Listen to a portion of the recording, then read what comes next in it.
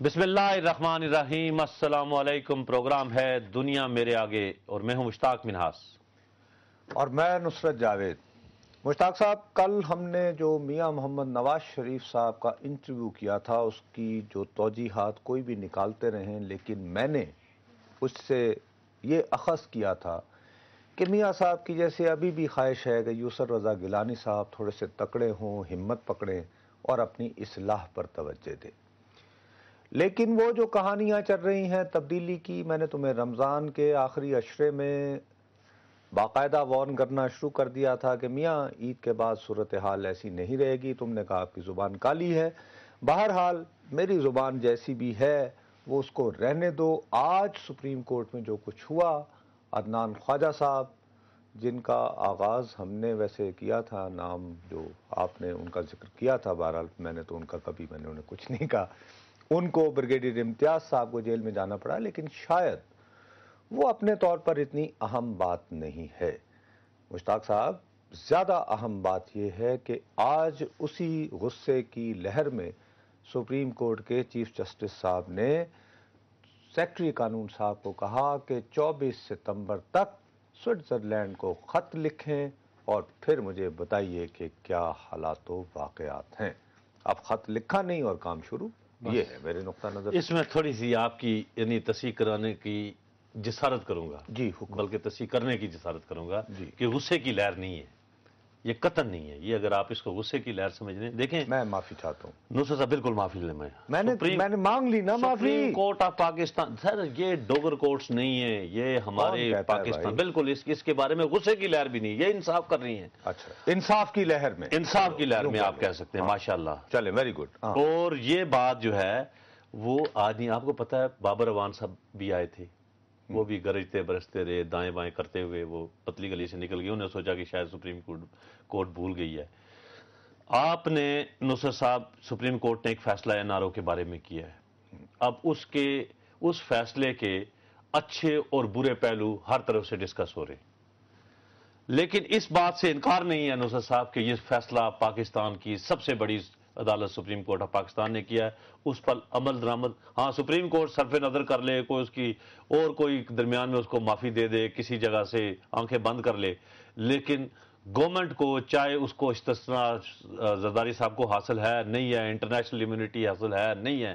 لیکن اب یہ 3-4 دن کی مہلت ہے، اس 3-4 دن کی مہلت میں آپ چالاکیاں نہ کریں۔ آپ ہر بات کے اوپر گورنمنٹ، میں آپ سے مراد، سوری میں آپ نہیں بیچارے، آپ کا کیا تعلق گورنمنٹ سے، گورنمنٹ جو ہے وہ چالاکیاں کرتی ہے ہر بات کے اندر، کہ یہ کام کر کے کہ شاید تھوڑا سا پرووک بھی کرنا کہ کوئی ایسا کام کر لے جس سے عدالت جو ہے اس کا وقار مجروح ہو، کوئی ایسا آرڈر پاس کر دے، لیکن عدالتوں کو بھی میرے خیال میں چاہیے کہ وہ اس وقت دیکھیں کہ گورنمنٹ کیا ان سے کروانا چاہتی ہے اور اس کے اوپر غصے میں نہ آئیں، انصاف کی جو لہر ہے اس کو آگے بڑھائیں۔ 24 تاریخ کو آئیں، اس میں کہیں کہ اچھا سمری بھیجی آپ نے، اور سمری کو بھیجنا چاہیے۔ دیکھیں باقی معاملہ تو پرائم منسٹر اور پریزیڈنٹ کا ہے۔ اب بابر اعوان صاحب جو ہیں وہ سمری روک کے بیٹھے ہوں، اپنا کام وہ کرنا رہے ہوں، اور ان کو کوئی دنیا کی اور جگہ نہیں ہے، ان کو بس لاہور کا تخت جو ہے نا وہ برا لگتا ہے، ادھر جا کے پتہ نہیں کرتے کہ خیبر پختونخوا میں کیا ہوا، نہ کوئٹہ، وہاں پہ بلوچستان کے اندر نہیں، بلوچستان کے اندر نصرت صاحب اتنے برے حالات ہیں، وہاں اس وزیر قانون کا قانون نہیں چلتا، سندھ کے اندر بولنے سے قاصر ہیں، یہ یہاں سے بس نکلتے ہیں، جو ہی فیض آباد کراس کیا ایک بیان باسمایا کر کے کرا کے، لیکن وہ نہیں، وہ لطیفہ سنا ہوا ہے نا، اپنا کام کریں جی۔ ہم کہتے ہیں جی جس کام کے لیے بابر اعوان کو تنخواہ دی جا رہی ہے اور وہ الیکٹڈ نمائندے نہیں ہیں، وہ نہیں ہیں، ان کی کوئی کانسٹیٹوئنسی نہیں ہے، یہاں ہم نے دیکھا وہ اپنا کام کریں اور اپنا کام کرنے کے بعد وہ خیالات اپنی جگہ۔ ہمارے ساتھ سینئر قانون دان جناب محمد اکرم شیخ صاحب موجود ہیں۔ السلام علیکم شیخ صاحب۔ السلام علیکم شاہ صاحب، خیریت سے ہیں؟ بہت شکریہ شیخ صاحب ہمیں جوائن کرنے کا۔ عرض یہ ہے کہ آپ تو بہت دنوں سے ببانگ دہل یہ کہہ رہے ہیں کہ سپریم کورٹ اور زیادہ انتظار نہیں کرے گا، کچھ فیصلے ہوں گے اور اس کے بعد اگے تیرے پاگ لچھیے۔ آج جو ڈیولپمنٹ ہوئی ہیں آپ کو اسی تناظر میں کیا دیکھنا چاہیں گے آپ؟ نصرت جاوید صاحب، دیکھیے سپریم کورٹ نے جتنے صبر کا، جس ظرف کا، جس تحمل کا، اور میں سمجھتا ہوں جس میگنینیمٹی کا اظہار کیا ہے، پاکستان کے سیاستدانوں اور پاکستان کے حکمرانوں کے لیے وہ ایک لمٹ ہے، اور قانون کی حکمرانی کے لیے وہ زیادہ کنڈیوسو نہیں تھا۔ اگر ہر ملزم کو یہ احساس ہو کہ عدالتیں فیصلے کرتی رہتی ہیں، اب میری مرضی ہے میں ان کو مانوں یا نہ مانوں، تو پھر وہ کہتے ہیں چوں کفرت کعبہ برخیزد کجا ماند مسلمانی۔ اگر حکومت جو ہے وہ it is supposed to be the noblest institution of the state, اگر حکومت جو ہے وہ عدالت کے احکامات کا بخیا ادھیڑنا شروع کر دے اور اس کو پامال کرنا شروع کر دے، اس کی تعمیل اور تکمیل کی بجائے، تو آپ مجھے بتائیں کہ ایک عام شہری، ایک ڈاکو، ایک دہشت گرد، اس کے اوپر کیا واجب ہے کہ وہ قانون کی اچھا پابندی شیخ صاحب، آج جو واقعہ ہوا ہے، بعد میں جو 24 تاریخ تک جو سماعت ملتوی اس پہ بعد میں کریں گے، آج جو حراست میں لیا گیا ہے بریگیڈیئر امتیاز کو اور عدنان خواجہ کو، اور وہ چلے گئے، کیا اس کے بعد وہ ان کا جو موقف تھا کہ ہمیں، کیونکہ جب این آر او ریورس ہو گیا ہے تو وہ پرانی ان کی بیل انہوں نے کروائی ہوئی تھی، وہ بھی از خود جو ہے وہ کارآمد ہو گئی ہے، اور اسی بنیاد کے اوپر وہ آج کیس، تو کیا اب ان کا پروسیس کیا ہوگا؟ اور باقی جو لوگ ہیں این آر او سے جنہوں نے استفادہ کیا ہوا ہے، وہ ان کی گرفتاری کے لیے گورنمنٹ آگے کیا کرے گی؟ دیکھیں مشتاق بن ہاد صاحب، ہوا یہ کہ جب این آر او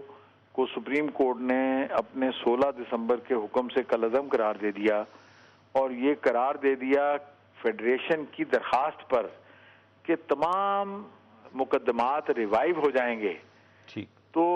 ان کی وہ اپیلیں جو انہوں نے این آر او کے تحت خود نپٹوا دی تھیں، خارج کروا لی تھیں،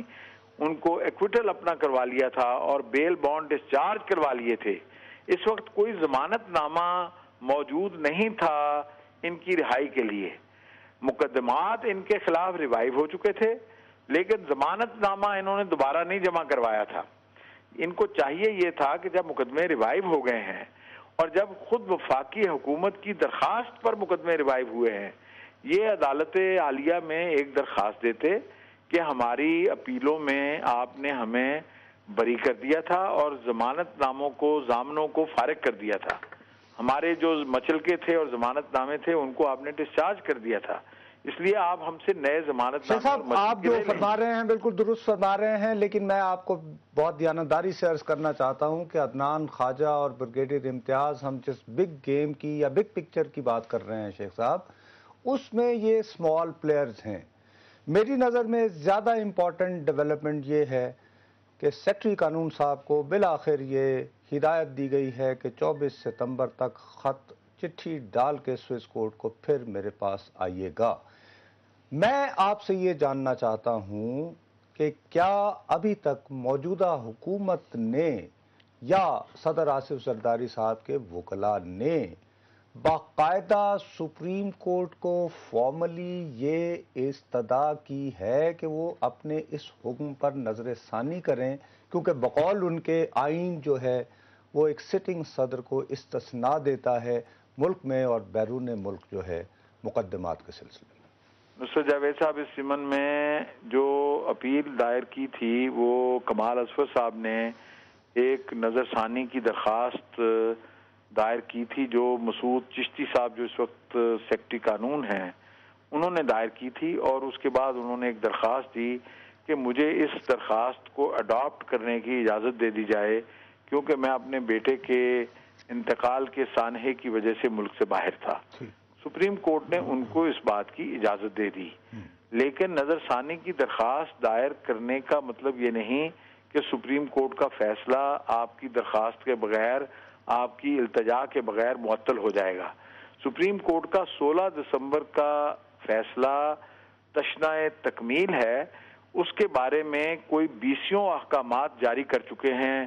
عدالت عظمیٰ کے جج صاحبان کہ اس پر عمل درآمد کریں۔ 20 مرتبہ حکام، سرکاری حکام، چیئرمین نیب، سیکرٹری داخلہ، سیکرٹری قانون اور وزیر قانون صاحب، لیکن صرف ایک بات، کیونکہ ہمیں بریک پر جانا پڑے گا، صرف ایک پوائنٹ، اگر 24 ستمبر کو یہی سیکرٹری قانون صاحب آئیں اور وہ کہیں کہ سر آپ کا حکم سر آنکھوں پر